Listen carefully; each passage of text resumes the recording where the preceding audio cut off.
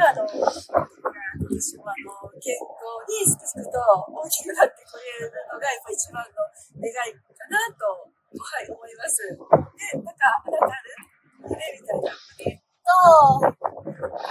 今年は、いっぱい友達と遊んだり、お出かけがいっぱいお母さんとできたらいいなって思いました。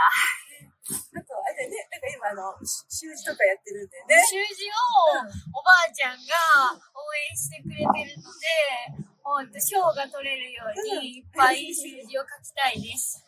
はい。はい。いい年になるといいなと思いますね。はい。はい。ありがとうございます。